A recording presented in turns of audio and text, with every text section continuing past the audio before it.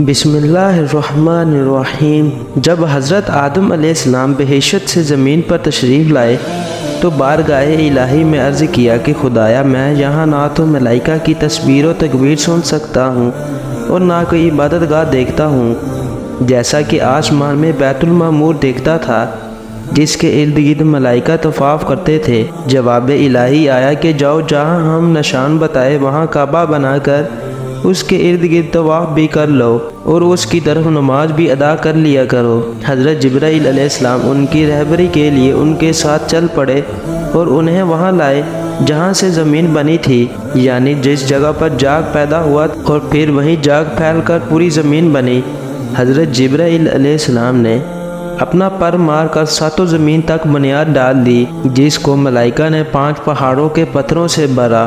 بنیاد بھر کر نشان کے لیے چاروں طرف کی دیواریں اٹھا دی۔ اس طرف حضرت آدم علیہ السلام نماز پڑھتے رہے اور اس کا طواف بھی کرتے رہے۔ حضرت نوح علیہ السلام کے دور میں طوفان آنے تک کعبہ اسی حالت میں رہا۔ جب طوفان آیا تو اس وقت وہ عمارت تو آسمان پر اٹھا لی گئی اور کعبہ کی جگہ اونچے ٹیلے کی طرح رہ گئی، مگر لوگ پھر بھی برکت کے لیے یہاں آتے تھے، آ کر دعائیں مانگتے تھے۔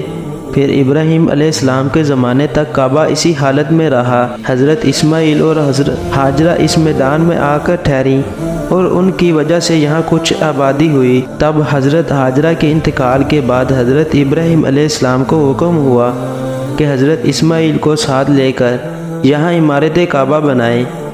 اس کی نشانی اس طرح فرمائی گئی کہ ایک بادل کا ٹکڑا بھیجا گیا تاکہ اس کے سائے سے کعبہ کی حد مقرر کر لی جائے۔ حضرت جبرائیل علیہ السلام نے اس سائے کی مقدار خط کھینچا اور حضرت ابراہیم علیہ السلام نے اس خط پر زمین یہاں تک کھود دی کہ بنیاد آدم نمودار ہو گئی اور اس بنیاد پر عمارت بنائی۔ حضرت ابراہیم علیہ السلام نے خانہ کعبہ کے اندر ایک تغار سا بنایا تھا جو مثل خزانہ کے تھا کہ کعبہ کے لیے جو کچھ نظر تحفے میں آئے اس میں رکھے جائیں گے۔ اس کے دروازے 2 تھے، ایک داخل ہونے کا اور دوسرا نکلنے کا تھا، اور کعبہ بنانے والے خلیل تھے اور ان کو غار اور پتھر اٹھا کر دینے والے حضرت اسماعیل علیہ السلام۔ اور اس عمارت میں 3 پہاڑوں کے پتھر لگائے گئے۔